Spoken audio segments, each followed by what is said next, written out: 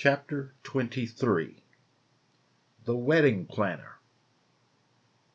At the same time that Carol was preparing to speak at the NA meeting, Travis and Deborah were en route to the tailor's to be fitted for their tuxedo and gown in preparation for their wedding.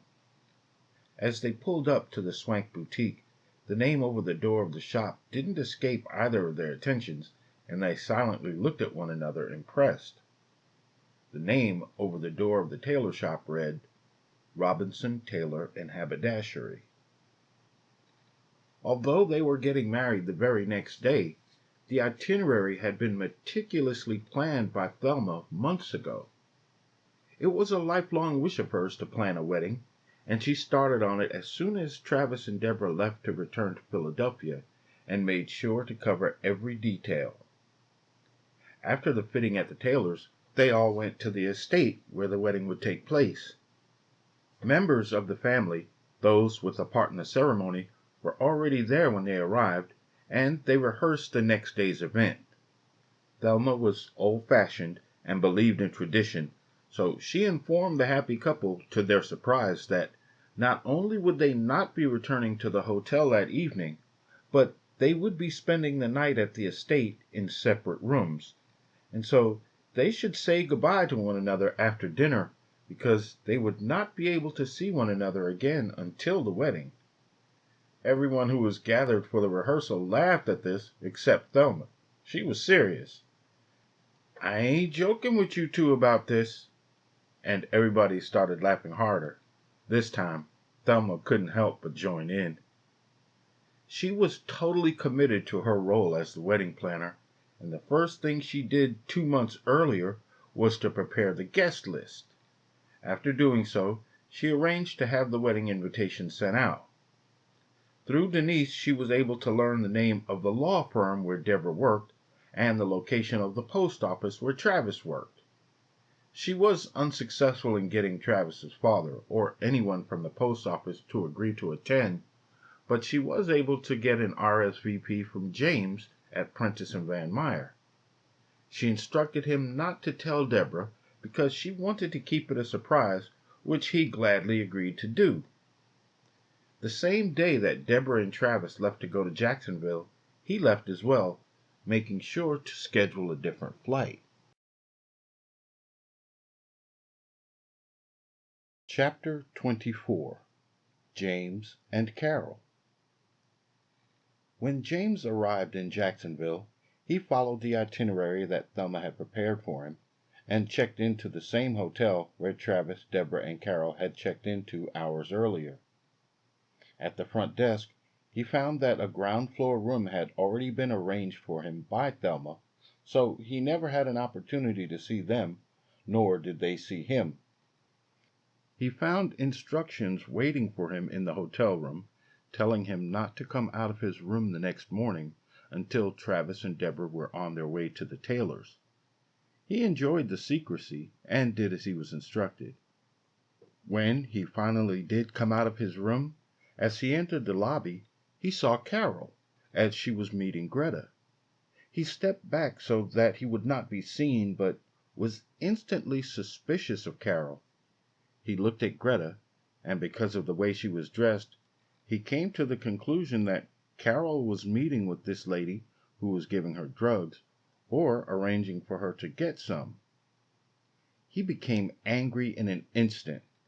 She was no longer in Philly, so there were no infractions to the agreement she'd made with the judge, nothing that would put the reputation of the firm in question.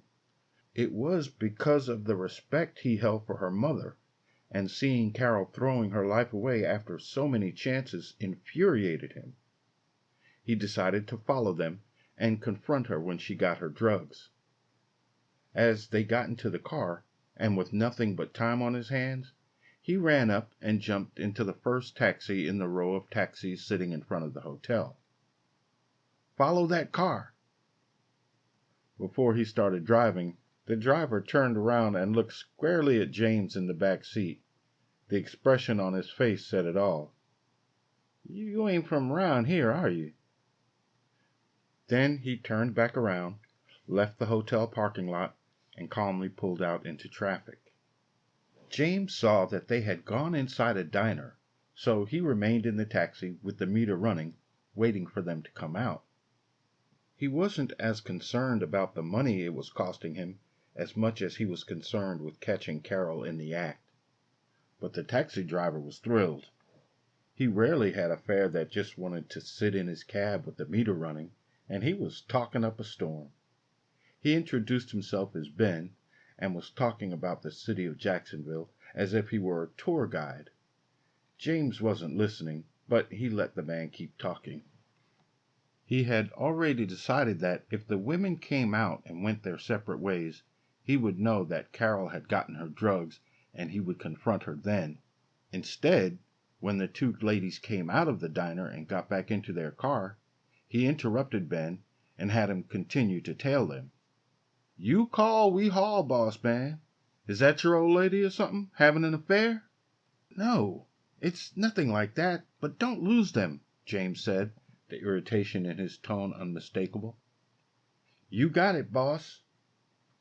As Ben merged into traffic, he continued talking about the local sports teams and celebrities living in the city, and after a short drive, the women pulled into a parking lot where there were many other cars. Ben stopped the cab across the street from the parking lot. The two women got out and went into a small brick building with the name Rebos over the entrance. James could see that this wasn't a place where she was coming to buy drugs, because the people standing at the entrance did not seem the type. He asked Ben if he knew what that place was. The garrulous Ben suddenly became a man of few words. Again he turned in the front seat to look squarely at James. "Don't you see the name over the door?" Confused at his response, James looked again. "Yes, I see it, but what does it mean?" "Say it backwards." Still confused, James repeated the instruction to himself. "Say it backwards? But what does that have—" Then he saw it. It read, "Sober." "It's our meeting place for AA and NA. You do know what that is, don't you?" Ben asked, the irritation in his tone unmistakable. "Yes, I certainly do know what that is." "Well, you better hurry. The meeting is starting in 5 minutes." James hesitated for a moment, and was just about to tell Ben that he had no intention of attending the meeting because he wasn't a drug addict or an alcoholic, but then just as quickly decided that he would attend the meeting. He paid the cab fare, giving the driver a generous tip, and thanked him for his help. Ben looked at the tip and then fumbled in his shirt pocket and produced a business card. "Call me next time you need to go anywhere, boss." James thanked him, then got out of the taxi and walked to the entrance of Rebos. He slowly made his way through the building, peeking around every corner before he entered a different section of the meeting hall, not wanting to be seen by Carol. As he peeked into the main room, he saw her and the other woman she was with talking to a small group of people near the stage at the front of the room. When the lights dimmed and someone announced the meeting was beginning, he made his way to a seat at the rear of the room. As he sat and waited, he was completely taken aback when he saw Carol take the stage and walk up to the podium that was placed there. She tested the microphone. "Hi, everyone. My name is Carol, and I am an addict." The entire room responded. "Hi, Carol. Welcome." In just a few moments, his suspicion about Carol became admiration. He was so ashamed of himself for doubting her that he listened intently to every word she had to say. And she was speaking about her life as an addict. She told the room that she did not know where she was going to live in Jacksonville, but that she was going to do it drug-free. The room erupted in applause. She continued speaking for almost an hour. Then suddenly she paused in telling her story and just stood on the stage looking down in silence. No one in the audience spoke or moved. Then, after a full minute, she raised her head. "I've just decided that I'm going to live at the homeless shelter, and my family will probably throw a fit, but I'm going there because I know that there is somebody there right now who is following in my footsteps on their way to becoming an addict, and maybe I can help them." Again, the room erupted with applause. By this time, his admiration for Carol had reached a crescendo, and his lawyer's mind went to work thinking on how he could help her. In just moments, he came up with a solution and got up and left the room, taking care not to be recognized. He pulled out his phone and the business card and called Ben. Chapter 25. The Wedding Day. Deborah awoke to the sound of hammering as the carpenters were busy building the wedding archway outside on the terrace directly below the balcony to her room in the estate. She stretched, still sleepy, and then suddenly came fully awake, remembering that she was going to remarry the man that she had grown to appreciate and love all over again. She was energized by the thought and jumped out of bed, looking forward to seeing Travis. As she was putting on her robe, she then remembered that she was forbidden to see him until the wedding. She called downstairs to find out if it was okay for her to go to the kitchen for a cup of coffee. Thelma told her that Travis and Carl were in the guest house, and she was free to go wherever she liked, as long as she remained in the estate. She came downstairs and found Thelma in the sitting room with the coffee service, having her morning coffee. "Good morning, baby. Ready for your big day?" "Good morning, Aunt Thelma. I am so excited, and I can never thank you and Uncle Carl enough for what you've done." She walked up and hugged Aunt Thelma.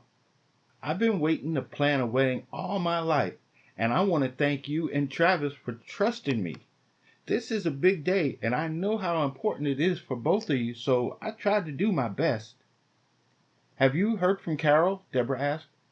"I haven't heard from her since we left the hotel yesterday. We asked her to come, but she said she had other things to do." "Yes, child. She called me this morning, and she on her way over here right now. She says she got something to tell us." Deborah joined Aunt Thelma sitting at the table. "The men in the guest house out by the pool, but don't you worry none. Carl keeping an eye on him so he can't get away." They both started laughing. Out in the guest house, their mood was jovial as well, as Carl and Travis were chatting over a Cuban cigar. "Ain't no point waiting till you're married to get to this here cigar when we can have it now." Carl was blowing a smoke ring, watching it spin, and then, with his tone noticeably more somber than before, "Travis, you really got a good woman there, and her son is a real good boy. I got a good feeling about all y'all." "Thank you, Carl. I'm just glad that Deborah will have me. Young people nowadays quick to part ways, but getting back together after you broke up? Now, that's a true statement to love." He paused for a moment. "Tell you a secret, Travis. Now, don't let on that I told you. Thelma and I got on each other's nerves right after we got married. She ain't want to do what I told her, and I ain't want to do what she told me. We got divorced not even 3 months after we got married, 20 years ago. Sure did. We thought we could get back to how we was before we got married. Turns out, neither of us was any good without the other, and it didn't take long for us to see it. We got married again 6 months later. That's why Thelma wants to host your wedding." He looked and then started laughing at the look of surprise on Travis's face. "Don't go around looking like that, boy, or Thelma gonna know right quick and for sure I done told you." They both started laughing. At the same time, Greta was pulling up under the porte-cochere in front of the house. After she stopped the car, she looked around, craning her neck to get a look at the huge mansion. "If this is where your family lives, I can see why you say they're going to throw a fit with you staying at that shelter," Greta exclaimed, unable to conceal her astonishment. Carol, laughing as she got out, then invited Greta into the house. "No, thank you, ma'am. I ain't never been dressed enough to go in there." Then they both started laughing. "You call me if you need me," Greta said, putting the car into gear. She slowly started inching the car forward, stretching to get a better look at the house, not even looking at the road ahead. Carol made her way into the house and called out, then after a few minutes found Thelma and Deborah in the sitting room. She squealed in delight and rushed up to Deborah and Thelma. Deborah rose to meet her, and they embraced. Then Carol went to embrace her Aunt Thelma, who'd remained seated. "I've got some great news, Aunt Thelma." Carol then turned and looked at Deborah. "I thought I was going to see you back at the hotel. I wanted to tell you last night." "That's okay, baby. She stayed here last night. Tell us, what's the news? You done met a man? We gonna have a double wedding?" Both women stopped and looked at Thelma quizzically. "Don't y'all look at me like that. Especially you." Thelma pointed to Deborah, who was now looking shocked and confused. "The way things been happening around here, you could have done met your long-lost love, too." Then all three women started laughing. Carol shared with them how yesterday she met Greta, and then after the NA meeting, she checked in and signed on to volunteer at the shelter and help people get off drugs. Before she finished, Aunt Thelma interrupted her and told her that she had her choice of places that she could stay. She had cousins who owned apartments all over town, or, if she wanted, she and Carl could get her a place till she got on her feet. She could even live with them in their mansion if she wanted to. It was then that Carol explained that she wanted to stay at the shelter to help other people to better their lives and those who wanted to get on the road to recovery. Aunt Thelma, surprised and suddenly very proud of her niece, said now she understood and gave Carol her blessings. She beckoned Carol to come over to her as she sat at the table and gave her a big hug, holding her tightly, telling her how proud she was of her and how proud her mother and father would be if they could see her now. Then Thelma started crying, and Deborah and Carol joined her, all three women now hugging one another and sobbing with joy. While the three women were hugging in the sitting room, Gary, Denise, and Tony were getting out of the cab in front of the house. Denise came through the front door. "We're here," she squealed. All three were carrying the outfits that they were to change into for the wedding. When they got no response, Denise took Gary and Tony to the room off of the kitchen where they could change before the wedding. Then she heard Thelma calling out, telling her to join the ladies in the sitting room and for the boys to go join the men in the guest house. Denise kissed Gary, and then he and Tony went to the guest house. It was just before noon when the first guests started arriving for the 3 o'clock service.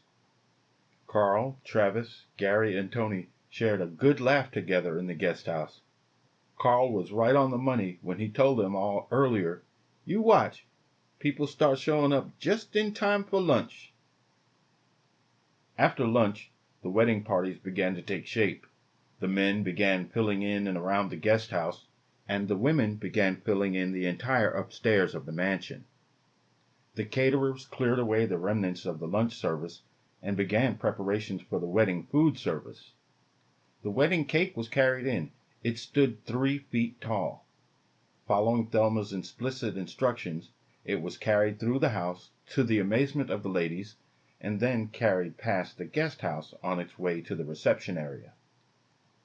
The wet bars were then stocked and manned, and the men quickly gravitated to them. The DJ began playing music at 2 o'clock, and the ladies, all except for the bride and the bridesmaids, made their way downstairs to join the men. When the dancing began, it was official. The celebration had begun.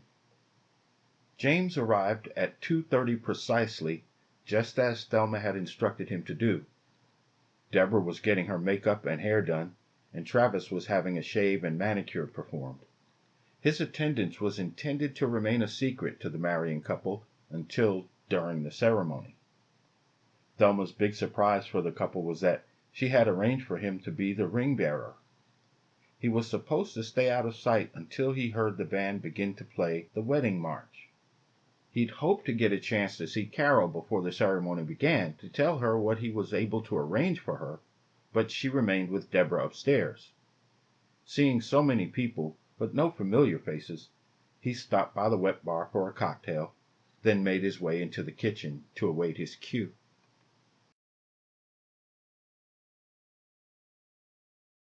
Chapter 26. The Wedding. With just 10 minutes remaining before the start of the ceremony, Thelma made her way downstairs to check on James in the kitchen. They had spoken several times by telephone, but this was the very first time that they met one another face to face. They embraced one another warmly, each thanking the other for what they'd done. But they only had enough time for a brief conversation, because she was making the last-minute rounds to see that all of her planning was going as scheduled. She found everything in order, then went to find Carl. He was still at the wet bar, where she expected he would be, and together they went to their reserved seating. As they arrived at their seats, Travis, Gary, and Tony were just arriving at the pulpit to join the minister. Then the band began playing the fanfare. The young flower girls felt like queens and were beaming, wearing the prettiest dresses they'd ever remembered putting on. They wore the biggest smiles, and everyone in attendance was moved by the expression of happiness on their little faces as they began to walk down the aisle, spreading rose petals as they went. The two photographers, with extra cameras draped across their bodies, raced to and fro, snapping picture after picture, the rapid clicking from their cameras revealing just how much they were competing with one another for the best shot. Watching this, Thelma squeezed Carl's hand, who then smiled at his wife, reaching over to kiss her cheek. "You did it, baby," he whispered into her ear. As the band began playing the wedding march, the congregation stood as one body and watched as Deborah began the procession down the aisle, the billowing train of her wedding gown gathering up the rose petals as she walked over them, leaving a trail of them behind her, exactly as Thelma had envisioned. At the same time that the band started playing, James emerged onto the terrace from the archway entrance behind the groom. He walked up to take his place behind the assembled groomsmen and scanned the room. He saw many unfamiliar faces looking back at him, but then he saw the look of surprise on Carol's face looking at him as she walked behind Deborah in the wedding procession. He smiled broadly and winked at her.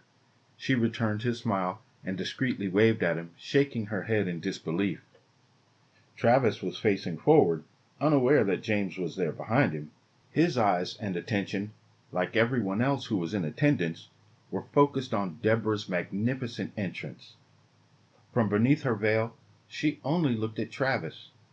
Despite the veil, he could see Deborah's eyes, and they both looked at one another as if no one else were there at all. Deborah and the bridal procession came to a halt before the minister. Then, with a gesture of his hand, the minister had the guests, the groomsmen, and members of the bridal procession take their seats. In the silence that followed the shuffling of feet and murmuring of guests, the minister began the ceremony. "Dearly beloved," suddenly, from out of the audience came the sound of Thelma's sobbing, interrupting his recitation. The minister, with his head still bent to read from his Bible, only shifted his eyes and looked over the frame of his glasses in her direction, then paused. Carl then put his arm around his wife, as if to signal to the minister, "I've got her." Then the minister continued. "We are gathered here today," was all he was able to say before Carol, in unison with Thelma, who was still sobbing, broke out sobbing too. Again the minister paused, waiting for the ladies to compose themselves. But then another loud sob erupted from someone sitting in the back, immediately followed by another, then another. The minister looked up at Travis standing in front of him, then over at Deborah, who had tears welling up in her eyes. "Well, you may as well go let it out," he said calmly to the couple. Deborah started crying, and then Carol rose from her seat, came forward, and turned Deborah around, both of them crying and hugging one another. Travis at first just let out a snicker. He tried, but couldn't control himself, then busted out laughing. Gary, from his seat off to the right of the minister, had been holding in his laughter ever since he saw the way the minister glanced at Thelma. When Travis lost it, So did he. The minister was waiting for Deborah to collect herself, but as soon as Travis began laughing, he pushed his shoulders back and stood straight up, closing his Bible. Anybody else? At this, everyone there began either laughing out loud or crying. It went on for almost 5 minutes. The photographers caught every minute of it. When the laughter and crying finally died down, there wasn't a dry eye in the house. The last sound came from Thelma, laughing uncontrollably now, with her head down, waving her handkerchief in the air, motioning for the minister to continue, doing her best to quiet her laughter. When she finally did collect herself, the minister exhaled loudly, looking down, then opened his Bible. "We are gathered here—" Someone in the audience snickered loudly, setting the whole congregation again into an uncontrollable fit of laughter. The minister closed his Bible again and glared over his glasses at the audience. Thinking he would get control of the room, his stern look only served to cause everyone to laugh even more. He tried to maintain his stern demeanor, but try as he might, the laughter was infectious. His look cracked, and then he surrendered, joining in with the laughter. This time, when the laughter died down, the minister was able to get on with the ceremony.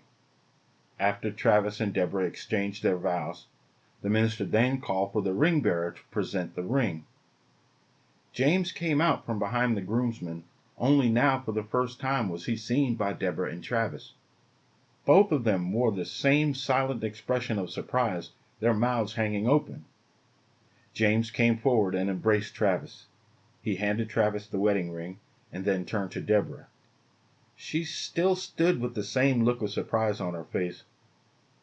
"Thelma called me last month," was all he had time to whisper. Deborah and Travis both turned to look at Thelma, who they saw using a napkin to dab a tear from the corner of her eye, wearing the biggest smile they had ever seen on anyone. James then backed up and stood beside Carol, who affectionately slapped him on the shoulder and then put her arm through his. The minister continued on with the ceremony, finally inviting Travis to kiss the bride, and then concluded the ceremony. "I now pronounce you man and wife." The band began playing as Travis and Deborah were walking side by side down the aisle. Travis noticed sitting in the back of the row was his father, Paul. He saw Travis look at him and smiled, then pointed outside, signifying he would meet with him after they got outside. The DJ wasted no time in drowning out the music from the band as the couple walked through the archway onto the terrace. He began playing dance music for the guests to immediately begin celebrating at the reception. When Paul met with his son after the wedding, he was introduced to Deborah for the first time. He smiled and apologized to her about his past behavior. He confessed that Thelma had contacted him months before and admitted to being rude to her over the phone at the time, refusing her offer to fly him down to be in the wedding because he was stubborn and determined to hold on to his anger. He'd only just had a change of heart the night before when it dawned on him that he was about to miss the wedding of his only son. That's when he decided to fly down to be at the ceremony. He said that he'd already made his apologies to Thelma and Carl, but now he had to get to the airport to catch his return flight back, and that he was looking forward to seeing them both when they returned to Philly. This was Deborah's first time meeting the man that her husband had told her so much about and instilled in him the value of family. She looked forward to getting to know him better, thankful that he chose to come to their wedding. But for Travis, the meeting held a much deeper meaning. He knew how much it must have taken for his father to change his mind once he had made it up. He had never seen his father change his mind about anything before. So when he hugged him goodbye, it was with the feeling of a new relationship growing between them that he never before even imagined that he would be able to have with his father. As much as he was looking forward to leaving with Deborah for their honeymoon in the morning, he was now equally looking forward to returning home to Philly to begin this new chapter in his life with his father as well. Chapter 27. The Reception. The drinks were flowing, and good food was plentiful at the reception, and like the wedding that Thelma planned, it was second to none, with everyone having a great time. The wedding photographers, constantly in motion, were snapping pictures of everyone in attendance.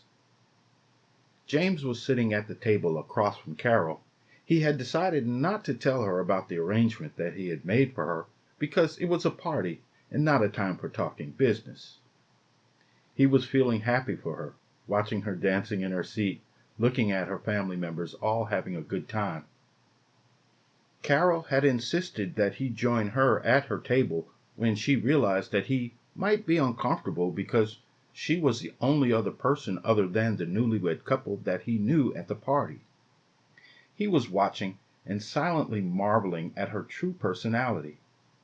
She was there for him, to make him feel comfortable, even after the way he talked to her at the intake meeting almost 2 months ago. He was feeling a little guilty, too, because of earlier, when he believed she was trying to use drugs again. He was overcome with gratitude for her and wanted to take her in his arms, not out of love for her, but because she renewed his whole outlook on people, on humanity itself. Carol was looking at the crowd of her family members on the dance floor. Then, as if she could feel what James was feeling, she turned in her chair to look at him. As they looked at one another, the music went silent, and the air between them became thick. Just before either of them spoke, "It's electric!" blasted from the speakers.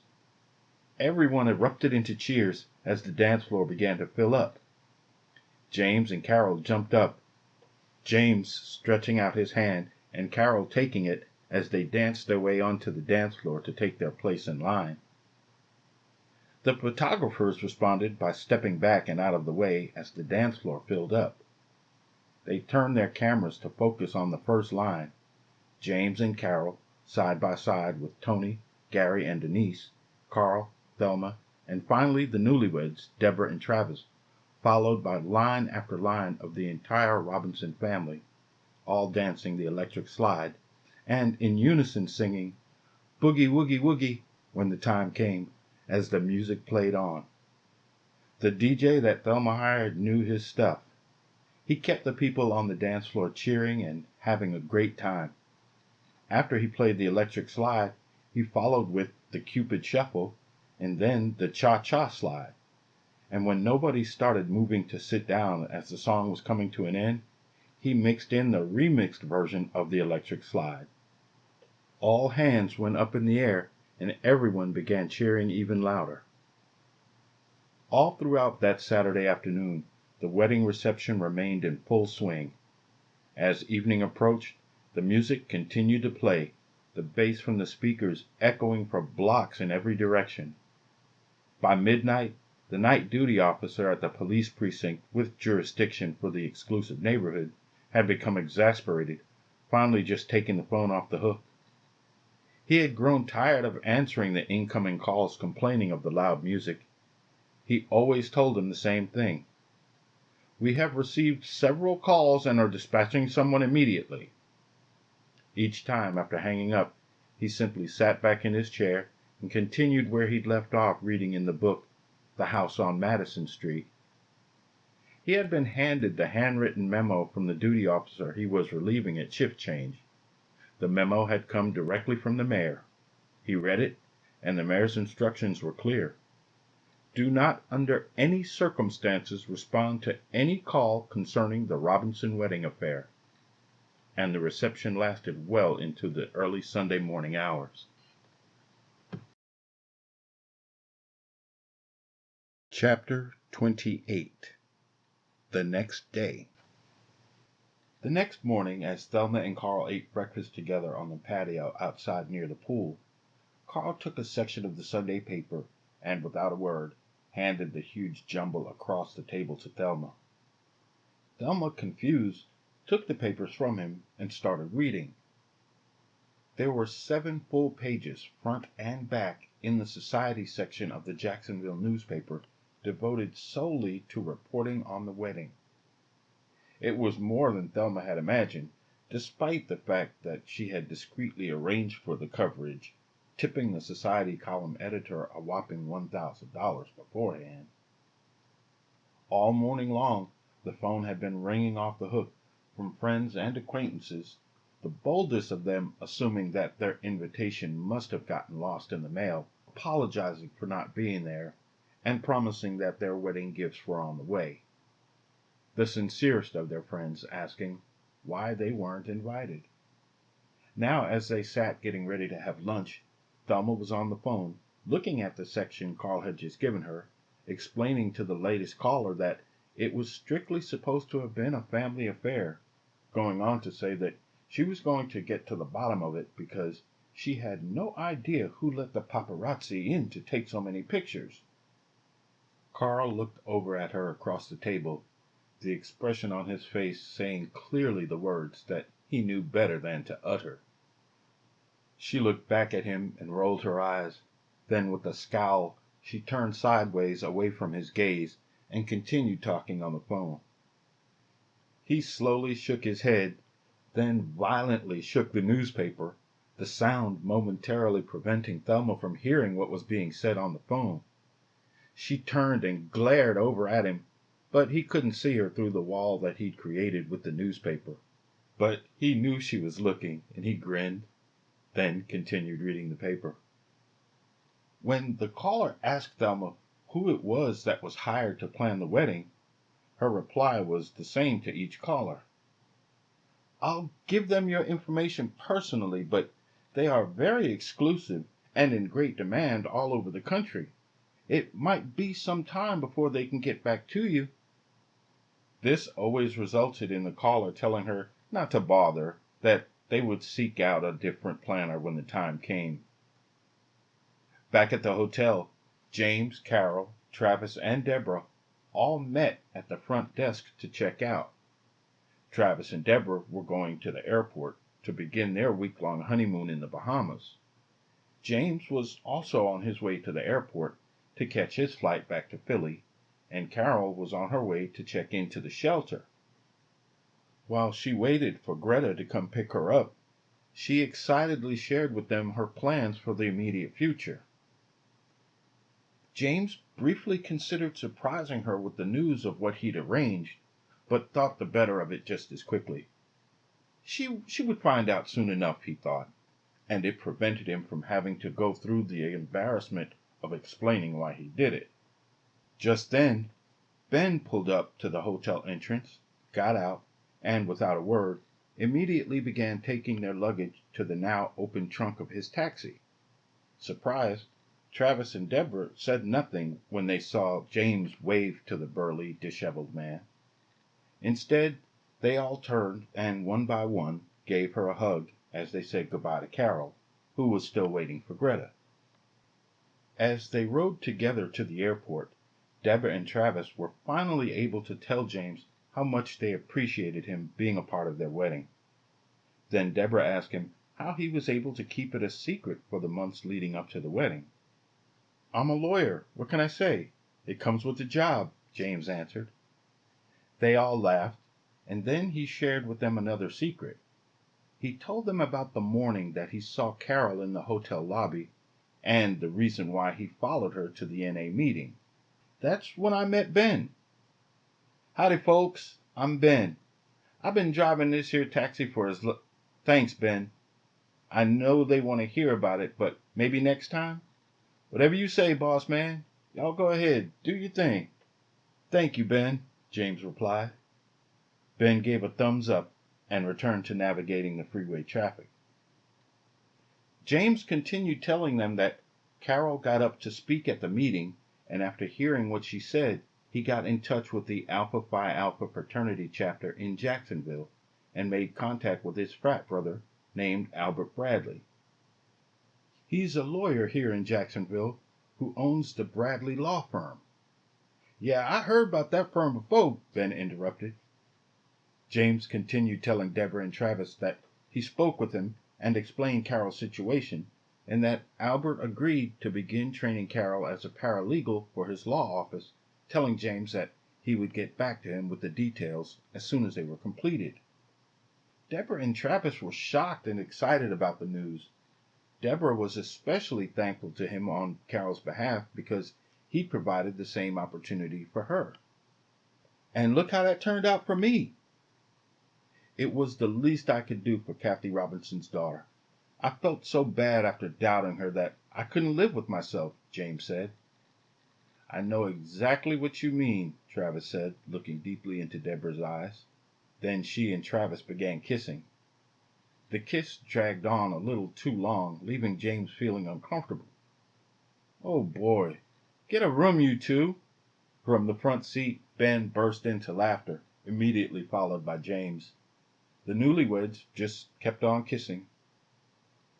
Meanwhile, back at the Robinson estate, Gary and Tony, having spent the night in the guest house, were awakened by the sounds of the carpenters and workers taking down the temporary tents, gazebos, and stages that were constructed for the wedding. The wedding reception lasted well into the early morning hours, so they slept late. It was just before lunchtime when they awoke. The guest house refrigerator was full of leftovers from the party, so Tony, now hungover and hungry, set about making himself a plate. "Come on, man, you better get down on some of this food," Tony said to Gary between mouthfuls. But Gary was only interested in finding Denise and silently declined Tony's offer. Gary made his way to the doorway and saw Aunt Thelma, Uncle Carl, and Denise, who had by now made her way downstairs to join them at the table outside across the pool. "Good morning," he yelled, making his way around the pool to join them.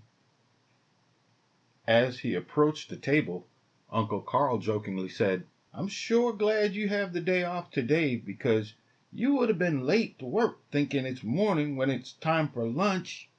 I'm starting to worry about you, Gary." Everyone at the table started laughing.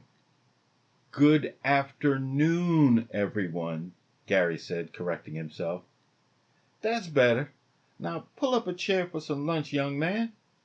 "Thank you, boss," Gary said. Carl was looking at Denise. She was all lit up, smiling and beaming, happy to see Gary.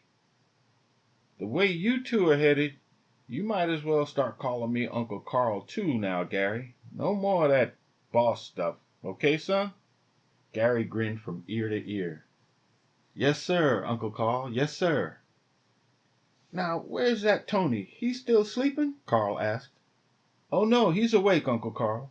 He's in the guest house eating leftovers." Gary walked up and gave Aunt Thelma a hug, then went over and sat next to Denise.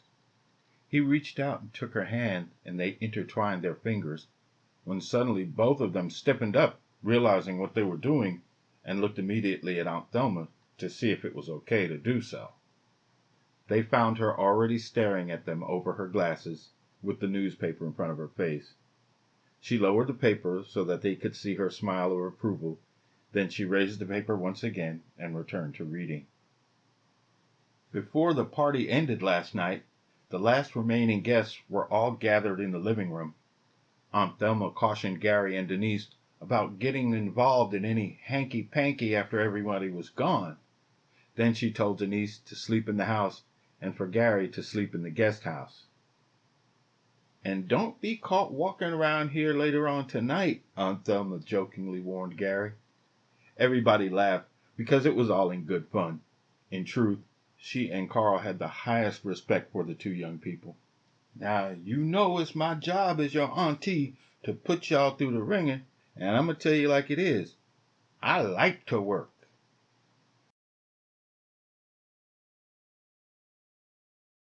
Chapter 29. The Plan for Carol. At the same time that Tony was joining everyone at the table for lunch, Carol was taking her bags out of Greta's car at the homeless shelter. Greta stood by the car and watched as she made her way to the entrance. It was Sunday afternoon, the busiest time of the busiest day at the shelter, because it was when new residents were admitted and when the local church vans showed up bringing food for the less fortunate. It was the latter event that brought out the worst of the homeless scammers. They dressed up in their worst clothes to make it look like they were much worse off than they really were. Greta knew all about it. but Carol did not. On the day of the wedding, after dropping Carol off at the Robinson estate, it was then that Greta realized that Carol was a member of the locally famous Robinson family. Now, she was privately hoping that the experience of dealing with the shelter residents on Sunday morning would convince Carol to reconsider moving into the shelter and make another choice. So, Greta said nothing after picking her up from the hotel, nothing to warn her about what to expect when they arrived at the shelter. The crowd mobbed Carol as she tried to get to the shelter entrance to check in. She had no illusions about what homelessness looked like. She had seen her fair share of it during the years she spent doing drugs in Philly. But she was still unprepared for what she saw of the homeless in Jacksonville. These people were more destitute and in much more pitiful shape than any of the homeless people she came across while in Philly. She thought to herself, in Jacksonville, being homeless meant being hopeless as well. The residents of the shelter that had gathered near the entrance were pulling at her arms, pawing at her, begging for her to please help them. Their clothes were filthy and tattered, and their smell was oppressive. It was the unmistakable odor of the homeless, a combination smell of abandoned houses and unwashed skin. And among them were little children. Their eyes looked sunken into their sockets from malnutrition. It was the worst poverty she had ever witnessed in her life. She'd come to the shelter intending to help those who might be following in her footsteps by doing drugs, but it instantly became clear to her that these people were more concerned with finding a meal than finding drugs.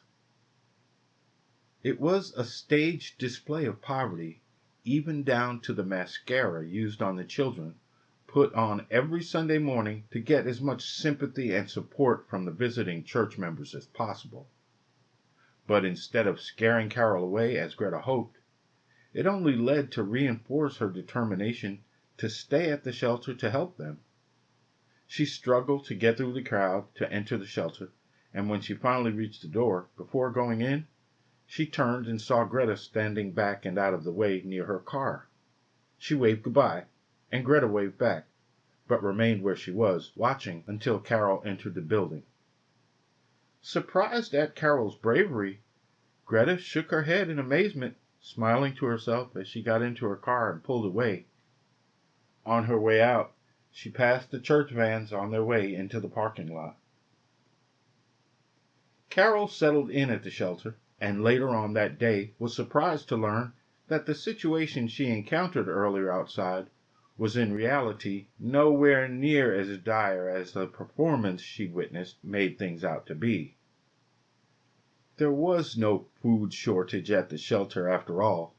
The residents were given generous helpings at mealtime, and snacks were even provided in between meals. Still, she thought, I am going to help these people any way I can. Because it was Sunday, the shelter required its residents to attend the chapel service it provided before dinner was served. The rule was, one had to attend church to be able to eat. At the end of the service, newcomers to the shelter were asked to come up to the podium to introduce themselves.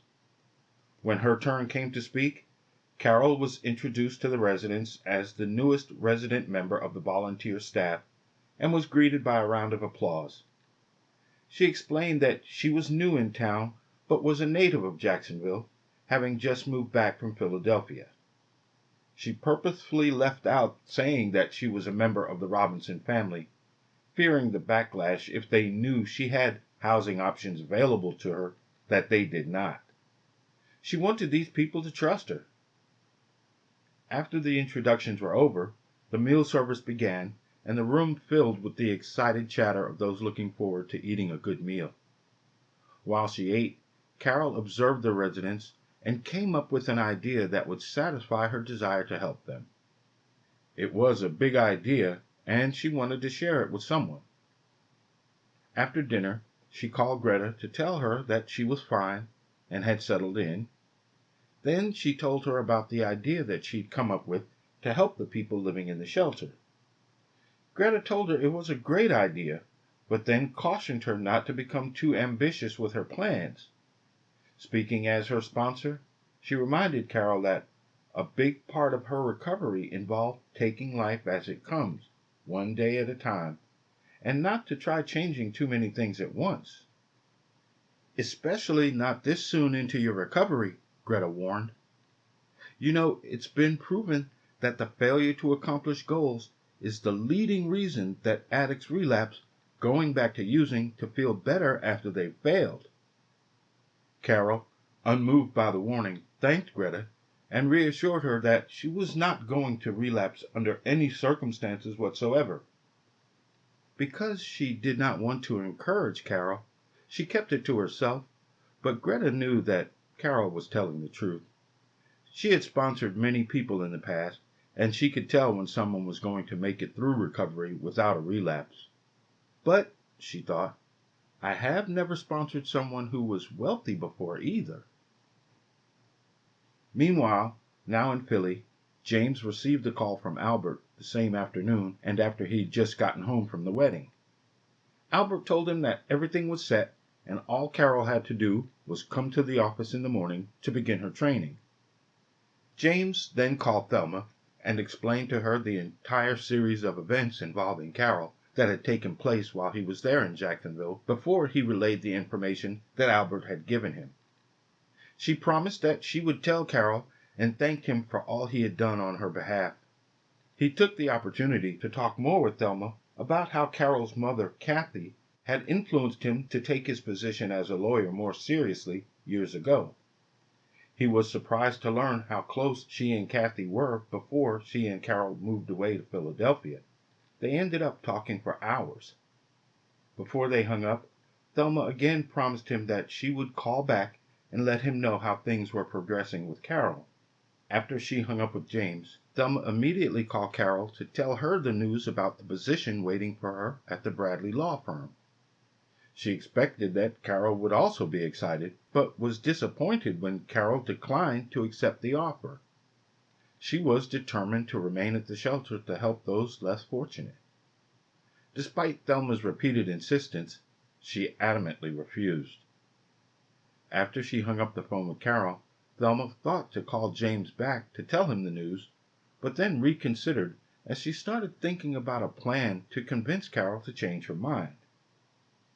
Carl, come in here. We got a problem. Thelma, on the verge of panic, explained to Carl what was happening, when he convinced her to just relax and not worry too much about it. Because after all was said and done, he reminded her, Carol was doing a good thing, and she wasn't using drugs.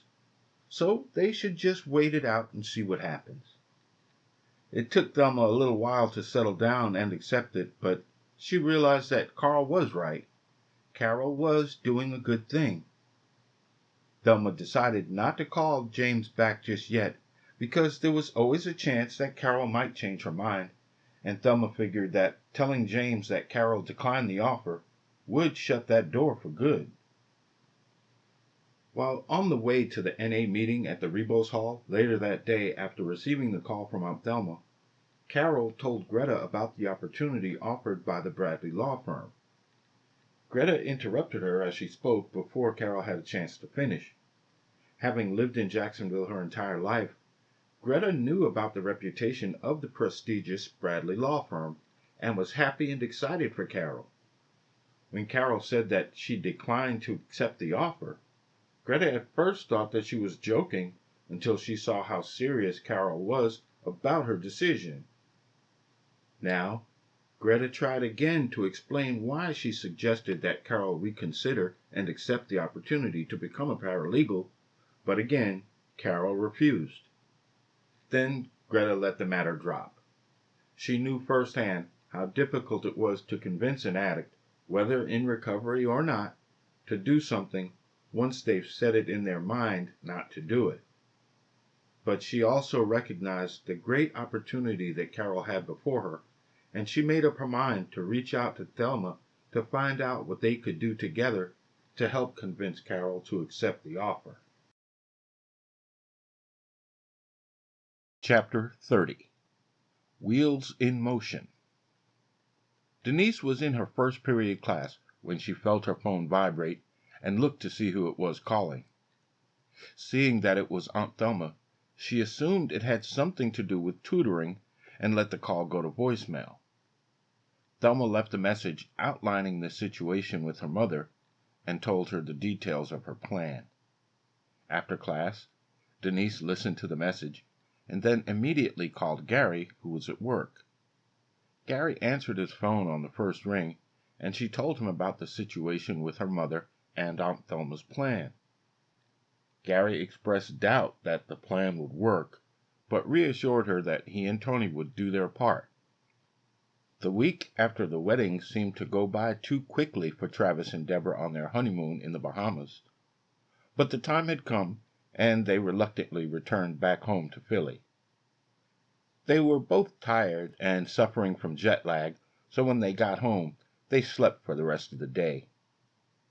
Deborah woke the next morning feeling happy, thinking about Carol in Jacksonville and her new position as paralegal. She was on her way to work when she called Gary to let him know that they had made it back home safely and to find out how he was doing. "Well, it's still early, and we've only had a few customers so far," he answered. Then he told her about Carol's plan to volunteer at the shelter and her refusal to accept the position to train as a paralegal, including what he had learned from Denise about Aunt Thelma's plan to get her to change her mind. The call lasted the length of her drive to work. It had been a week now, and still with no call back from Thelma. James assumed that she had gotten tied up with business matters from the grocery store, and that Carol was in training to become a paralegal for the Bradley firm. But the lawyer in him was a stickler for details, and he then considered calling Albert to find out how things were going with Carol. Several times throughout the week, as he was dialing the number, he reconsidered making the call and hung up the phone. He didn't have a personal relationship with Albert, and they'd never even met in person. He thought that the call might somehow be misinterpreted by Albert as mistrust on his part, with James calling to check up on how he was treating Carol. The situation that he found himself in with Carol and Albert crossed his mind many times each day throughout the week. James was the type of man who took pride in being in control of every situation in his life, and with good reason. He wasn't prone to impulse, and rarely acted out of emotion, but after the second day with no word from Thelma, he began regretting ever getting involved, finding himself helpless to resolve it, and forcing a frustration on him that he was completely unfamiliar with. He decided to table it, and successfully put the matter of Carol out of his mind for the remainder of the week. Now, however, with the weekend over, and Deborah coming back to work, he looked forward to finding out from her what she knew about how things were going with Carol. Deborah arrived at the office and had barely made it through the door when James approached her asking if she had heard any news about Carol. She stood back looking at him in amazement. "How did you know? I just got off the phone with Gary and he just told me." "Told you what?" James asked. "That Carol refused to train as a paralegal." "What? Refused? But why?" Now she and James were staring at one another, realizing that they were mutually mistaken. "You mean to tell me that you didn't know Carol turned down the offer to train as a paralegal?" Deborah asked. "No. I've been waiting here all week for you to return to tell me how it was going with her at the Bradley firm. I haven't heard back from Thelma since last Monday. I thought you knew what was happening down there." Deborah sighed, then put her hand to her forehead, looking down, mentally going over this series of events that took place since she and Travis came home. "We got home, and I talked to Gary and Denise. Neither of them said anything then. But this morning, I was coming to the office, I was on the phone with Gary. He just told me, not 10 minutes ago, that she refused to take the position. That's all I know." James could see that she was struggling, so he took her by the elbow and ushered her over to the couch in the lobby, where they both sat in silence, trying to make sense of the situation. James was concerned about the reaction from Albert, worried about the mistrust that might likely be brewing in his mind by now. An entire week had gone by after he made the arrangements to hire and train Carol, who was a no-show. He stopped thinking for a quick second, raised his hand to talk to Deborah, then stopped and returned to thinking about the predicament he was now in with his frat brother, and maybe, he thought, the entire fraternity. As his imagination was running wild, Deborah, sitting on the couch, was at work thinking about a plan on how she could convince Carol to accept the position. She felt a kinship with Carol from the moment that Denise told her about her situation at home. Now, with the possibility of Carol becoming a paralegal, the parallel lines in their lives was unmistakable. She and James began to talk at the same time. They both raised one hand with their index finger extended. "You need to." "I need to." They started to speak in unison, then both stopped at the same time as well, both of them with one hand up, index finger pointing at each other. They were looking at, but not really seeing one another, silently making their individual preparations for her to leave for Jacksonville as soon as possible. Deborah was trying to figure out what she was going to say to convince Carol to accept the offer, and James trying to figure out when she could leave. With the brainstorming over, Deborah returned home and started packing. Then she called Travis. She filled him in on what was happening when he suggested that she should go back to Jacksonville and help Carol. She acted as if it were her first time hearing the idea and faked being encouraged by his suggestion. But Travis knew better than that. "I know that's why you called me, Deborah, to tell me that you wanted to go back. I don't have to be a rocket scientist to figure that out, baby, and you ain't half as slick as you used to be." Then they both laughed, but then he continued in a more serious tone. "Carol needs you right now. Anybody could figure that out. When are you leaving?" "My flight leaves in an hour, but I should be back first thing in the morning." "Well, I will pick up something to eat after I get off and go visit my dad." Travis was disappointed that she had to leave, but he was also grateful for the time he now had to visit with Paul. "Okay, I love you, Travis." "Well, you better." After hanging up with Deborah, Travis called his father. "You free tonight, Pop?" Chapter 31. Back in JAX. Deborah arrived in Jacksonville an hour before noon and was met at the airport by Thelma and Greta. Thelma introduced the two, taking the time to briefly explain that Greta was a friend of Carol's and her sponsor in NA, adding that Greta had called her the night before after hearing about Carol's new plan and learning from Carol that she turned down the paralegal position. "What do you mean, Carol's new plan? I thought her plan was to live and volunteer at the shelter, right?" Deborah asked. Before Greta could answer, Thelma did. "That's what I thought too, but she done changed that. Let's hold off talking about that now. It's a long story, so we're going to go somewhere where we can talk about it and figure this out." The three women left the airport and went to an early lunch at a place Thelma knew about where they wouldn't be disturbed. As Thelma pulled into the parking lot of one of Jacksonville's exclusive beachfront resorts, Deborah and Greta began to fidget. They looked at one another nervously as Thelma pulled into the parking garage. "Now, don't worry none about what it's going to cost. We can eat and sit here as long as we like. Carl and I have a standing reservation in this restaurant because we major investors here. We helped build this here place." Both women started looking at Thelma when she started explaining, and now again glanced at one another, this time both impressed and relieved. As they were getting out of the car, Deborah looked out onto the beach near the hotel and suddenly began thinking back to the time, not so long ago, when Denise was preparing to leave for college. She remembered telling her, When you get down there, try to connect with your mother's family. You'll need all the help you can get." Now she smiled because she had no idea at the time that the Robinsons of Jacksonville were so well connected. Then they entered the restaurant and were immediately seated in a private section at Thelma's request. As they ate, Greta filled Deborah in on Carol's plan to open up an outreach center for the homeless and those who were trying to get off drugs. "She only just told me yesterday.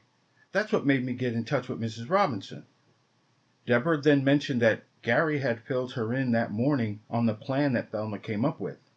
Thelma let Deborah know to dismiss her earlier plan because now, with all the different parts of the story explained, they could begin coming up with a better plan to convince Carol to change her mind. By the time they finished eating and planning, it was after 3 in the afternoon. Thelma drove back to the estate where Greta's car was parked. Then Deborah and Greta drove to the shelter to meet with Carol. Thelma went to join Carl working at the grocery store. When they arrived at the shelter, they found that Carol was busy helping to distribute clothing to the residents.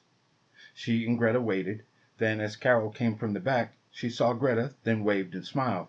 Then she saw Deborah standing next to her. When she saw Deborah, she shrieked in happiness and surprise, startling everyone in the room, running up, arms stretched out ahead of her. They embraced, then she stood back and they looked at one another. Carol was ecstatic to see Deborah. She grabbed and held both of her hands. "Girl, how are you? How was your honeymoon?" Without giving Deborah time to answer, she continued, still excited to see her. "I'm so happy to see you. I didn't know when I would ever see you again. I missed you, girl." Then she hugged Deborah again. During their embrace, while holding Deborah tightly, Carol suddenly became aware of her longing, the feeling of being around someone she had grown to respect and admire. It was a brand new feeling for Carol, because she'd had friends before, but never anything like the friendship that she had with Deborah. Truth be told, this was the first time in her life that she had grown to respect anyone. So it was understandable why she was overcome by the feelings and burst into tears, crying uncontrollably out loud. Deborah, still hugging her friend, walked her towards the door where they could have some privacy. Greta's wisdom and experience told her to remain behind. As Carol calmed down, Deborah, still holding her closely, began asking how she was doing and how things were working out with her at the shelter. Carol opened up, and, like at the intake interview, her confessions came out in a flood of emotion. She didn't really know what she was doing. She had thought that her calling was to help the less fortunate, but seeing Deborah made her realize how much she admired her and wanted to be like her. She wanted Denise to respect her, not pity her. She wanted from her daughter the same respect that she held for Deborah. But she knew she needed to earn that. That's why she wanted to help the people at the shelter. But now she knew that what she really needed to do was to help herself. Deborah didn't miss a beat. "Well, girl, why don't you take the paralegal job? I was working at the shelter when I met Denise. Then she convinced me to do better for myself. Next thing I know, I'm training as a paralegal at James's firm. You could do the same thing right now, girl. You're already working at the shelter. Now you can begin to train for the paralegal position and still help people here at the shelter. You can do them both." Secretly, Deborah was hoping that she would leave the shelter too, but getting Carol to agree to train as a paralegal was enough for now, and she would cross that bridge later. Carol stopped sniffling and looked at her. She was looking at Deborah, but her mind was running over what she had just heard, trying to figure out why she'd never thought of it before. Truth be told, Deborah was thinking the same thing. Why didn't any of us think about that before? Then they went back and joined Greta, and Carol returned to handing out clothes and toiletries to the residents. While they waited, Greta and Deborah used the time to get to know one another better. Deborah learned that Greta was a retired software engineer who never let her drug addiction interfere with her job, and that she felt it was both a blessing and a curse because she never had a reason to stop using until using caused her to suffer a stroke a few years ago. 10 minutes later, they were all in Greta's car driving to the Bradley law firm. Chapter 32. Another part of the plan. The three women pulled into the parking lot of the Bradley law firm. They went inside, and not long afterwards, they all met with Albert Bradley, who jokingly said that he had been expecting to see Carol for a week, and that he was just starting to feel like it was something personal, like she just didn't want to work for him. Deborah interjected on Carol's behalf, saying that because Carol was new in town, she had a personal matter that James was not aware of, something that had to be taken care of before she could begin training. Albert quickly replied, "You don't have to say another word about it. I completely understand. I'm just glad that we are finally ready to move forward with your training, Carol. I'm going to turn you over to my secretary, Margaret, to get some necessary papers filled out, and we'll get started first thing in the morning, okay?" A half an hour later, they were leaving the parking lot on their way to the St. John's grocery store to tell Aunt Thelma the news that Carol was scheduled to begin training at 9 o'clock in the morning. Now that she had successfully persuaded Carol to begin training, Deborah had to return back to Philly. Before they left the grocery store, she asked if Greta would drop her off at the airport, which she happily agreed to do. Insisting that she be allowed to ride, Carol volunteered to pay for gas, asking Greta to stop by the gas station before they went to the airport. Deborah said goodbye to everyone, and she, Carol, and Greta arrived at the airport with very little time before Deborah's flight was scheduled to leave. The three women said goodbye to one another, Carol telling Deborah how much she wished they could have had more time together. When the call to start boarding her flight came, Carol and Greta left her at the airport. While standing in line as the express flight was boarding, Deborah tried calling Travis to inform him that she was coming home much sooner than expected, only to have the call go to voicemail. She left him a message telling him that she was on her way home. Then she called James to tell him the good news about Carol accepting the position. It was during this call when James asked if she could remain in Jacksonville to help train Carol. "Now, why would I do that?" Deborah snapped back. "She is in perfectly good hands with the lawyers at their firm. Albert called me as soon as you arrived with Carol. He said he recognized her from the photos of the wedding that were in the newspaper and realized that she was a Robinson. Then asked me how well I knew the Robinsons. I said I'd met some of them while attending your wedding. Then he became excited to learn that it was your wedding. He was very impressed with you. What did you do? What happened? Anyway, he told me that he had been trying to land an account with the Robinson family for a long time and asked if you could be persuaded to remain there and train Carol while putting in a good word to help the firm land the Robinson account." No one had to explain to Deborah what kind of money was involved in landing the Robinson account. Besides the St. John grocery store, she learned of several more, just some of the many businesses the Robinson family operated in and around Jacksonville. Now that she understood what was happening, she told James that the first thing she had to do was talk to Travis about it.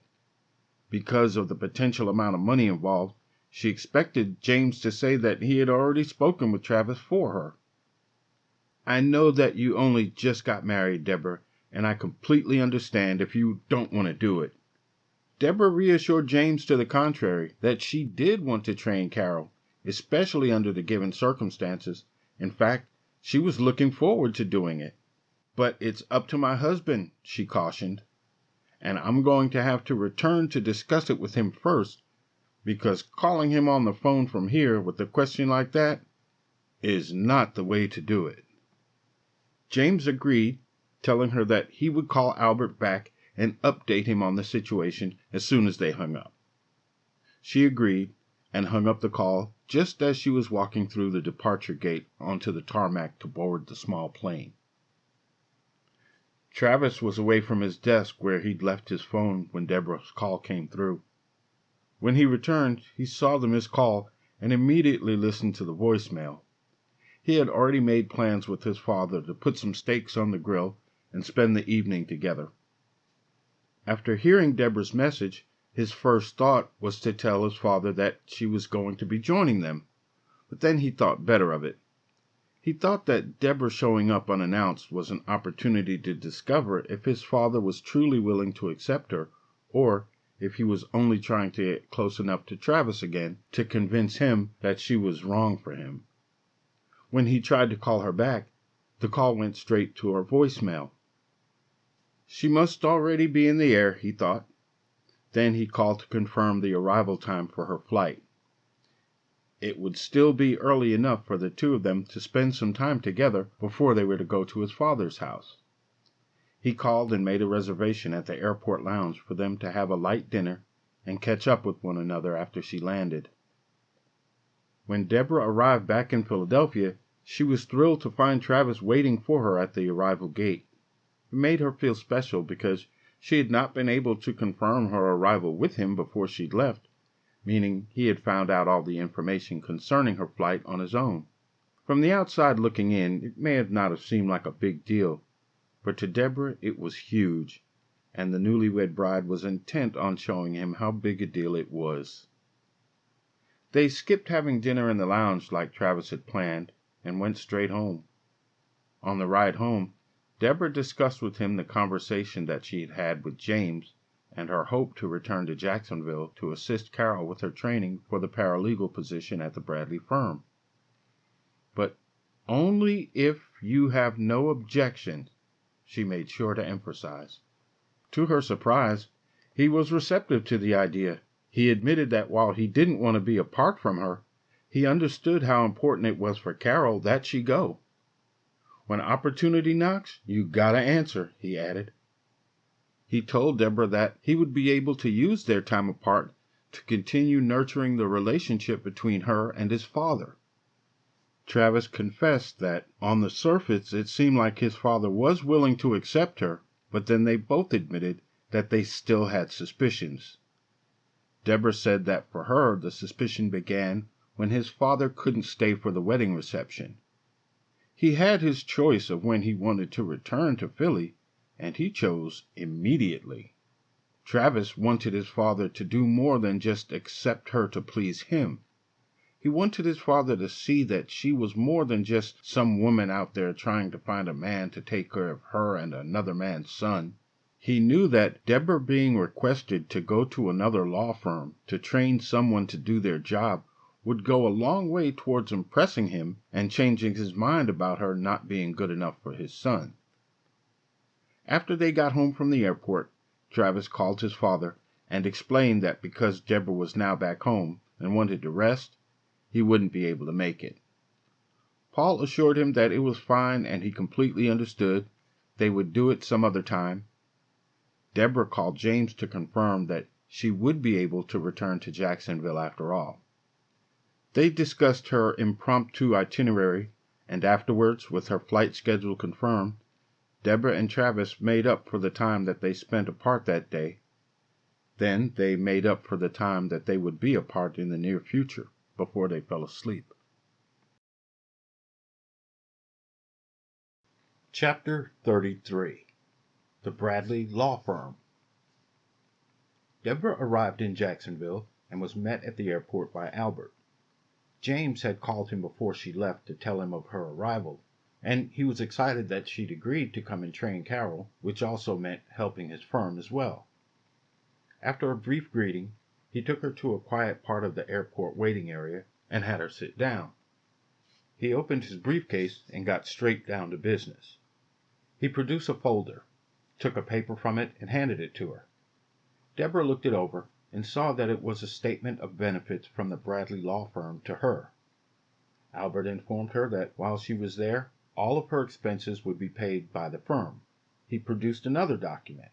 The firm had arranged for her hotel and a rental car and offered to pay her the industry standard as assistant counsel, plus 15% for her training services. Deborah felt this was a generous offer, and before thanking him, she told him so. Albert only nodded in response. Then he took her to the parking garage to the rental car that the firm had provided and handed her the keys. "Don't hesitate to call me if you have any problems or any questions. I have to run, but I look forward to seeing you first thing in the morning. Thanks again, Mrs. Edwards." Ooh, Mrs. Edwards. I like the sound of that, Deborah thought, watching him walk away. As she got into the car, she took out her phone and started making the calls that she did not have time to do that morning before she left. While still sitting in the parking garage, she called James to let him know that she'd arrived and met Albert. Afterwards, she called Travis to let him know that she'd arrived safely. Now, backing out and following the instructions that Albert had given her, taking her to the hotel, she called Gary, telling him that she was now in Jacksonville on business. Next, she called Denise, but she was in class, so the call went to voicemail. Deborah left a brief message, then called Carol. Finding out that she was involved in training at the time and couldn't talk long, they made plans to meet after she finished for the day. Finally, she called Aunt Thelma.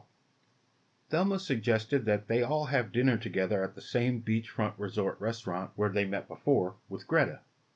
Deborah was already there, waiting in line to get in when Thelma and Carol arrived, but with Thelma there was no waiting, and they were let in and immediately seated. While waiting for their entrees to come, Thelma filled them in on how their children were doing. She told Deborah about Gary, and that his GED exam was going to be held Friday. Deborah shared with her about Gary going to the Scripps National Spelling Bee 4 years in a row back in Philly. Thelma then told Carol about Denise's progress at school and how all of her professors considered her one of their top freshman students. Then she complimented both of the women on having such smart kids. Throughout the conversation, Carol responded by smiling and nodding her head, but otherwise remained silent in the conversation about their kids. She was silenced by her lingering feelings of guilt over how she'd treated Denise in the past. After their food was brought out, Thelma said grace, but before they started eating, Deborah, unable to keep it a secret anymore, came clean about the real reason she had been asked to come and train Carol. She started by explaining about the conversation she had with James before she even boarded the flight back to Philly. Then about the conversation that he had with Albert that involved the Bradley firm and the Robinson family businesses. "Albert wants me to convince you, Carol, to help the Bradley firm represent the Robinson family businesses." "I'm so sorry, Carol." Carol could see that Deborah was struggling with the part she played in their plan, but she was also flattered that so much discussion and planning had been done in her name. So she helped ease Deborah's conscience the only way she knew how. She wanted Deborah to think that this was a great idea. "But that's exactly what I was thinking, Deborah. I was going to talk to Aunt Thelma and Uncle Carl about it after I learned a little more from training. So what can we do?" "Well, the first thing you do is come up with a name," Thelma said flatly. "A name? A name for what?" Deborah asked, confused.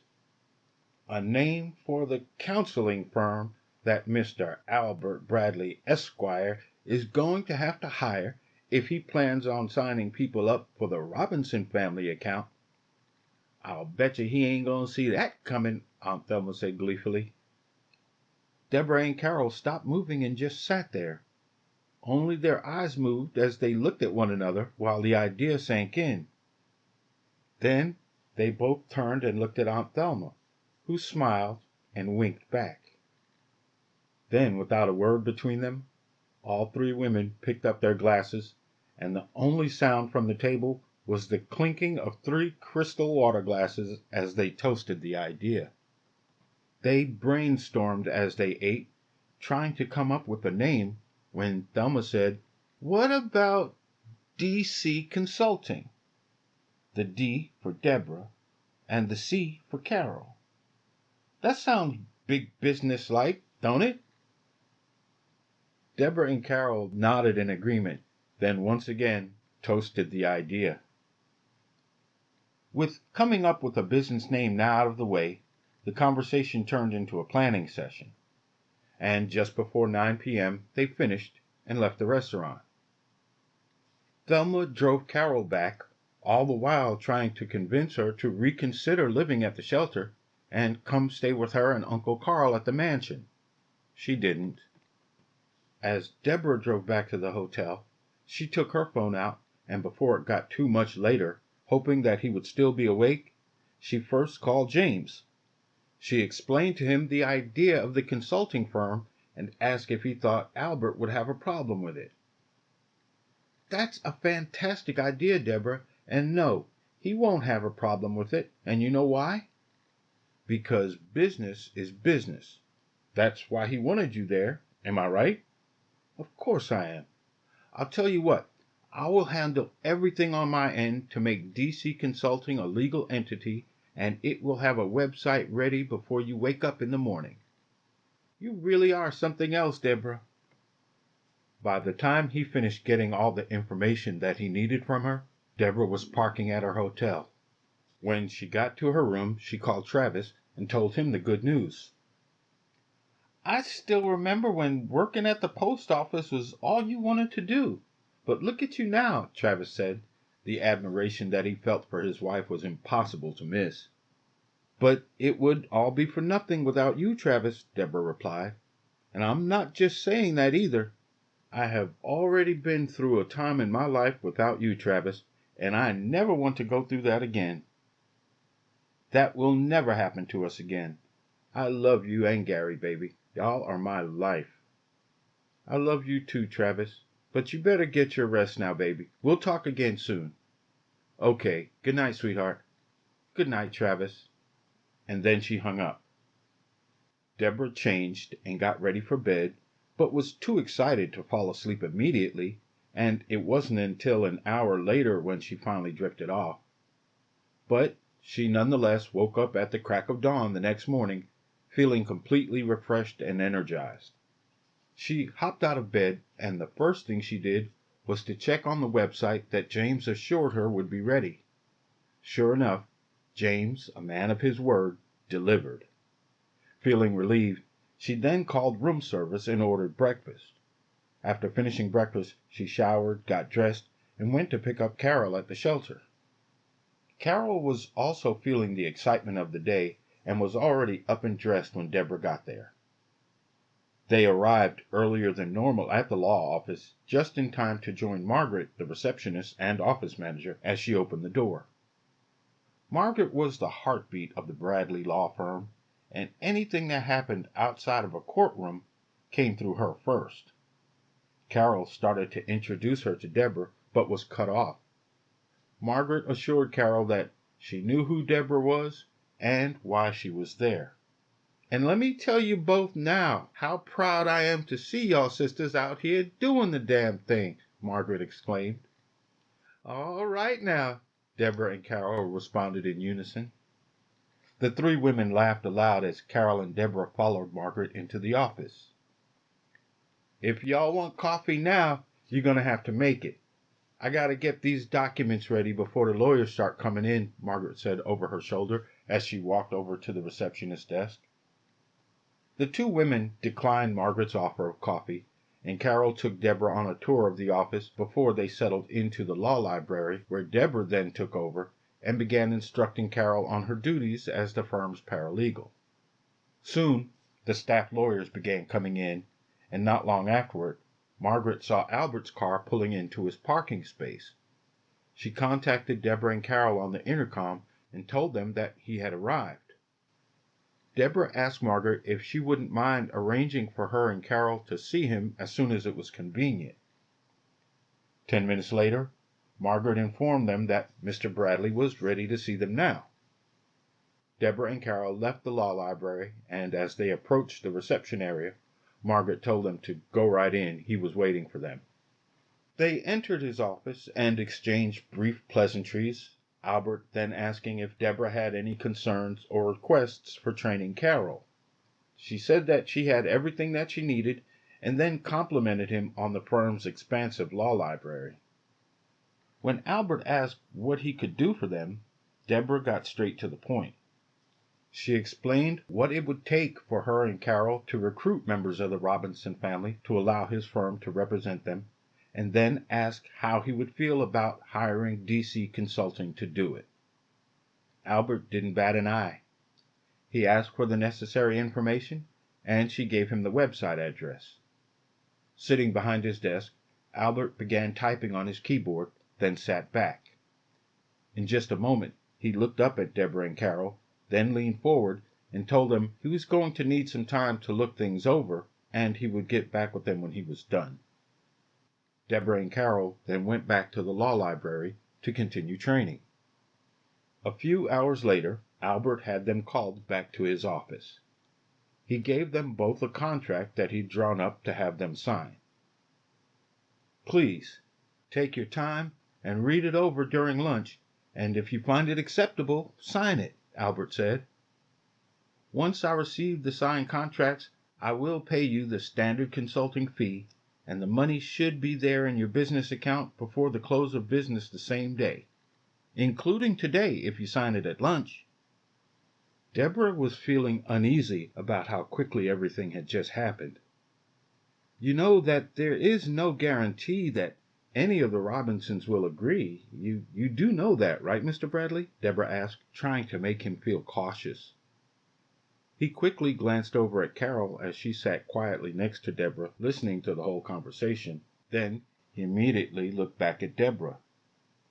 "I will be frank with the both of you. This is the best shot I have had at getting to represent any of the Robinson businesses here in Jacksonville, and don't think I haven't tried. I know that I can be helpful to the business, and the business can be helpful to this firm. In my honest opinion, this is a win-win for all of us. So I am approaching this as if it's a slam dunk. Positive thoughts equal positive outcomes, you know." Deborah could not help but to agree with Albert. But this seems odd. A lawyer of his status relying on wishful thinking and vibes when doing business? Very, very much different than James, she thought. Albert interrupted her thoughts. "Well, it's close enough to lunchtime now, so I will let you go, and I will bring Margaret up to speed on where we stand at this point." The two women thanked him and rose to leave. As they neared the door, Albert called after them, "My door is always open to you both." They left the office and walked past Margaret, whose head stayed buried in her work as they passed. Deborah began to feel that despite everything he said and cavalier attitude, she felt a strong sense of suspicion about him. One look at Carol, and she could see that she felt the same way. They didn't know why, but they felt it. Deborah reminded herself to keep an eye out for what he might be up to. They returned to the law library a few minutes before lunch began to gather their things. As Deborah picked up her purse, she heard the notification bell go off on her phone.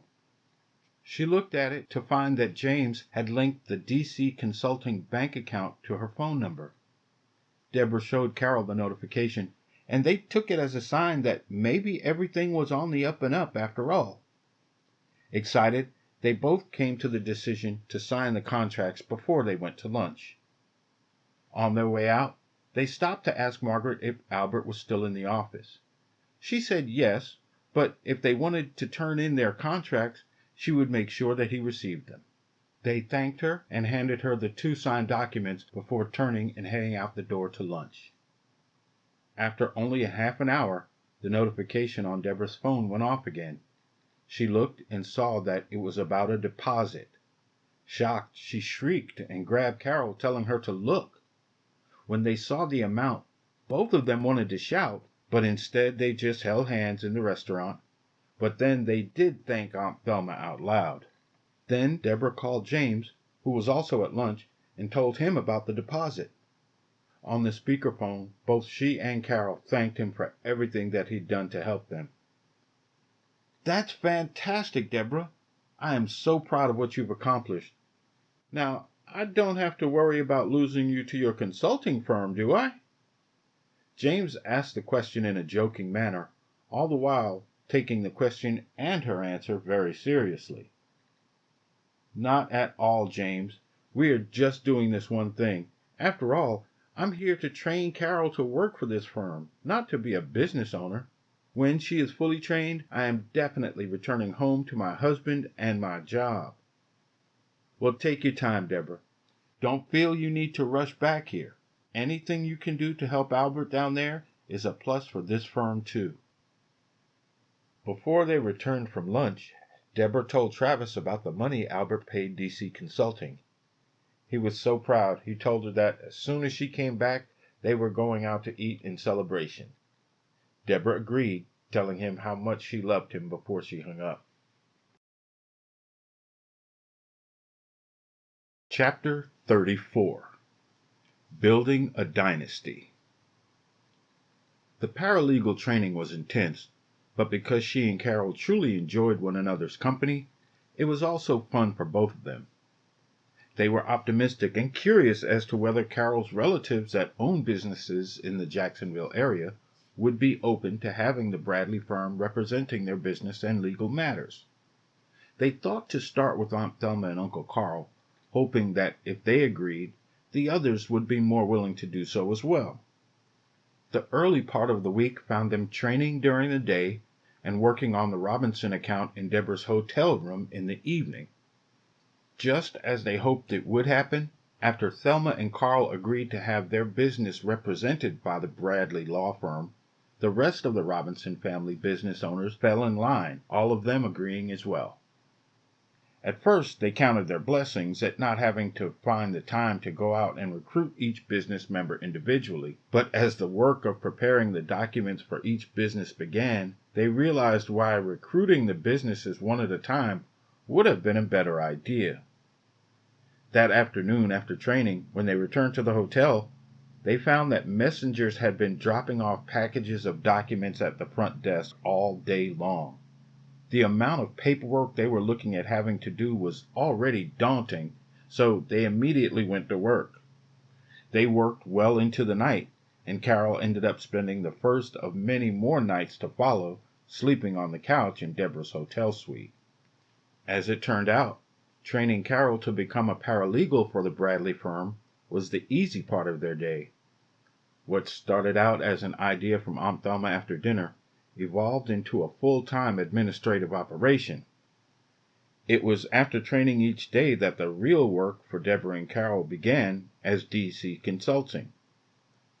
They were responsible for accounting, cataloging, and recording the assets of the Robinson family businesses before the information could be turned over to the firm. Between training and working on the documents, they soon lost track of time, and the days seemed to blend into one long day. They were surprised when they had a visit at the hotel from Aunt Thelma late Thursday afternoon. She brought another load of business documents for them to process, but she also came to remind Deborah that Gary was taking his GED test tomorrow, along with his roommate Tony. She told them that she and Carl were planning a celebration in honor of the boys that was to begin after they returned from the testing. She couldn't say exactly what time that would be, but wanted to make sure that they found the time to be there. While she was talking, they immediately attacked the pile of documents that she brought to the hotel room, now the makeshift office for DC Consulting. Although she didn't stop what she was doing while Aunt Thelma was talking, Deborah realized that she'd become so engrossed in her work that she had not once thought about calling her son since they began working on the Robinson account. Thelma already knew exactly what was on her mind, because every day at the grocery store, she'd ask Gary if he'd heard from his mother, and his answer was always the same. "No, ma'am, not today." So she reassured Deborah. "Don't you worry none about that boy. I'm tellin' him every day about what y'all got going on here, and he couldn't be more proud of you. You should hear him, that boy running around telling everybody that his mama building a dynasty." Thelma chuckled, but only just for a moment. She paused, looking around the room at the many piles of documents that had been organized, and the many piles still yet to be. As the two women went about from pile to pile organizing papers while she was talking, it suddenly dawned on her how true Gary's words really were. "And truth be told, he right," Thelma explained, surprised.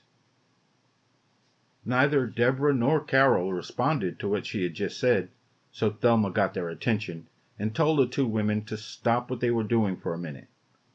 They both stopped and stared at Thelma, seemingly impatient and irritated.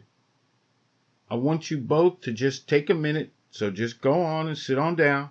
I might be old, but I ain't blind, and I can see you got a lot of work to do, so I won't keep you. But I got something important that need be said." Deborah and Carol put their papers down, and with an exaggerated calm, sat quietly at the dining room table on the only chairs left in the room without papers on them. Aunt Thelma started talking, carefully balancing herself to take a seat on the couch arm. "Ever since I can remember, Carl and his family been building on the Robinson name after his Uncle Jack came back from up north. I was just a little girl then when I first heard about Jack Robinson. It sure was something, though. It was the talk of the town, for us black folk, I mean. I heard my mamas and daddy talking about how everybody just knew Jack was going to get himself killed before they left. And then, when he came back, and he was rich, child, everybody was happy and proud. And we weren't just proud of him, we was proud as a people. I remember my daddy saying how we could all hold our heads high, 'cause old Jack Robinson showed 'em that we can stand proud and win. When I met Carl, we was both young. He was full of that Jack Robinson spirit. You know, you couldn't tell him nothing. We got married, but ain't know the first thing about what we was doing. Him and his high and mighty attitude got on my last nerve. So I left him. I sure did. And I knew right then I wanted nothing more than to divorce that man, to show him that he won't all that. It was his Uncle Jack that got us back together. He came to me at my mama house, 'cause my daddy already done passed, but he sure would have been proud to have Jack Robinson in our house. He sure would have. When that man told me if I took his nephew back, he'd see to it that we opened a grocery store together, I says, no, thank you. But it was all just talk. Then he says, like he ain't just heard me say no, that he want for Carl and me to work together and build something that we both be proud of. Now, truth of it was, before he came over, I was going back to Carl anyway. I loved that man more than even I knew. Next thing I know, we married again and owning a grocery store together. But ain't neither one of us know what we was doing, and that's what made us close. We learned the hard way what we had to do, and we've been doing it ever since. I never knew what the other families was doing or how they came to do it, 'cause we never talked about it. We all just knew we was business people now and took it as that. We all proud and all, but we ain't together like we should be. Not till now. Then she stopped and wistfully looked around the hotel room. Jack would be proud of what's happening in here today. Then Thelma stood up and carefully made her way past the piles of papers, heading for the door. Y'all get back to work, 'cause the work you doing here is building something more than anybody thought about before. Then she opened the door and left the room, pulling the door closed behind her. After she left, Deborah and Carol just sat still in the quiet of the room, looking at the piles of papers and finally at one another. As Aunt Thelma's words sunk in, they started to understand the magnitude of what they were doing. "Well, come on then, girl, like Uncle Carl says. This dynasty ain't gonna build itself," Carol said. Then both women started laughing and went back to sorting documents. Chapter 35. The Final Total. The next day, Deborah and Carol stayed later at the firm than usual. They'd taken some time off after lunch to attend the celebration being held at the grocery store for Gary and Tony after they'd passed their GED exam. So it was early in the evening when Deborah and Carol finally returned to their hotel room to resume working on the documents. It had been a long day, and as soon as they opened the door to the room and saw all the piles of work that were waiting for them, they decided that since it was Friday, they were going to take a break and have a relaxing dinner in the hotel restaurant. It was the start of the weekend, and the restaurant was busy, so without a reservation, they had to wait for a table to open up. But they didn't mind in the least bit. Anything to keep them away from the work that was waiting for them in that room. After they were seated, the waiter took their order, and while they were waiting for their food, Carol confided in Deborah. "Girl, I've been thinking about leaving the shelter," she said. "I was wondering how long it would take. You've been sleeping on a couch for the past week, and you never once talked about missing your bed at that shelter," Deborah said in response. "That's just the thing. I haven't thought about it once since we started with DC Consulting. I haven't thought about the shelter or helping anybody. Truth be told, I was thinking more about what it would take to hire somebody to help us out rather than helping someone else out." They both started laughing. "I know just what you mean, girl. But we really can't hire somebody. But I'll tell you this, after we get finished with these last loads of paperwork, I don't see DC Consulting taking on any more clients, do you?" Deborah asked, probing. "Ugh, not at all. I do not want to do this for a living. When we are done with this, we are done, sis," Carol said in agreement. "I hear that," Deborah said, and both women laughed. Then Deborah asked what she had in mind concerning where she was going to move after leaving the shelter. "Well, money certainly ain't no problem now, but I was thinking about being closer to Denise, Maybe I could buy a house and we could live together. We could go to dinners together and do girl stuff, Carol said wistfully. Deborah had no intention of getting in between Carol and Denise's new relationship, but she knew what Carol really wanted to do, and it was not a good thing for Denise. "That girl is on her way to building a good life and a great career. The last thing she needs right now is to leave the dorms at that college. It was hard enough to convince her to go when she was living with me after—" Deborah stopped, realizing almost too late what the rest of that sentence would mean to Carol. Carol didn't seem to notice, so she quickly continued. "She's doing so well in her classes. You remember what Aunt Thelma said." Deborah waited for Carol to respond, making sure that she didn't dwell on what she had started to say earlier. "I remember, girl. I am so proud of what she is doing," Carol answered. "And you know that she loves you, Carol, no matter about the past. Everybody knows that was another Carol, not you, girl. Don't worry about trying to change the past. You're just gonna bang your head against the wall trying to do it. Just focus on where you want your relationship with your daughter to go, not where it's been." Again, because it was coming from someone she had grown to trust and admire, what Deborah said got through to Carol, and she was able to see that what she really wanted to do was to change what happened in the past, to somehow make it right. She remembered the conversation they had before she got out of rehab, when Deborah told her about accepting what she had done so that she could move on. The difference between then and now was she could see it clearly now. Suddenly she understood what they meant in the meetings when they said, "Fake it till you make it." They both sat quietly now, waiting for their meal. After it came, Carol remained that way, silent and thinking, during the rest of their meal. Deborah knew not to push her for conversation, so she ate and remained quiet too, giving Carol the space she needed to come to grips with what she was learning. After they finished eating, while waiting for the elevator to go back up to the room, Carol broke the silence between them. "I'm gonna get a nice apartment somewhere near the school." "Now that's a great idea," Deborah said encouragingly. "But don't get one too close to the school, girl. You don't want to have a frat party going on next door when you have to go to work in the morning," Deborah added. "Good point, girl," Carol agreed, high-fiving her as she said it. When they got back to the room, because it was the start of the weekend and they didn't have to go to the firm in the morning, they worked steadily into the early morning hours. It was dawn when Carol announced that she was starting on the last pile of documents. And I'm done with this pile here, so I can help you, and we'll finally be done with the hard part, Deborah said.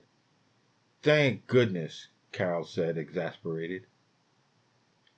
When the last pile of documents was categorized, Deborah asked Carol if she wanted to sleep or keep working to come up with the total for the combined Robinson business assets. Carol responded, "Let's get it over with once and for all. Then we can sleep and not have to get up for anything." "My thoughts exactly, girl. We came this far. We can do this last little part, no problem," Deborah said. "While you do the figures, I'm going to call down for some breakfast. Is that okay with you, Deborah?" "That's a great idea. Get me some eggs and sausage, some bacon and toast, and some of them Belgian waffles. Oh, and a pot of that good coffee, too."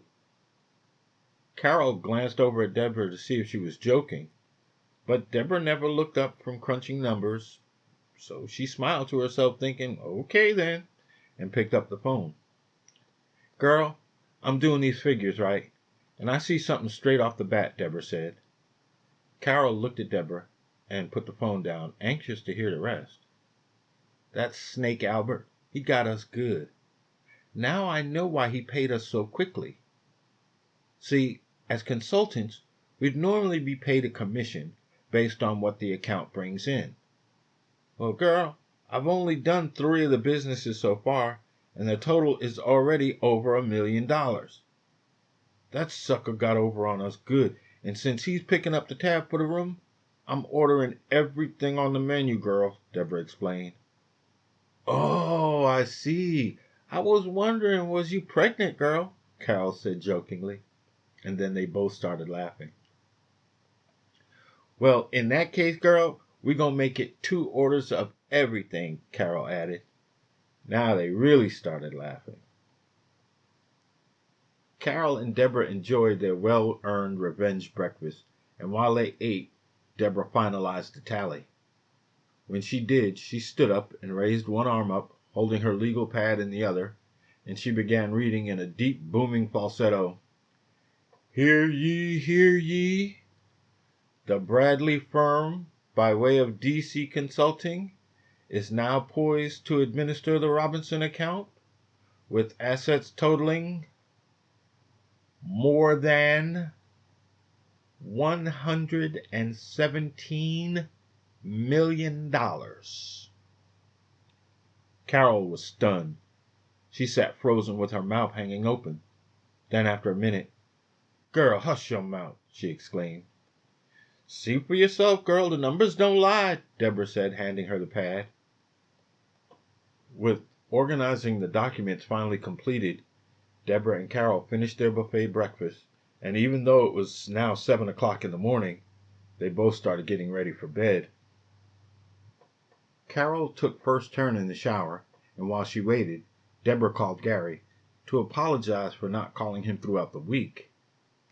She admitted that even though she was busy, it was still no excuse for not calling, and she hoped that he would forgive her.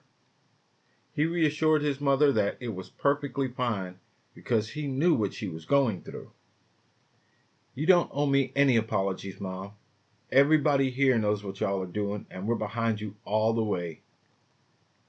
He then went on to explain that he was happy to hear from her, but didn't have long to talk because he and Tony were already on their way to the store, and even though the store didn't open for business for another 2 hours, he wanted to be ready for his first day as assistant manager trainee.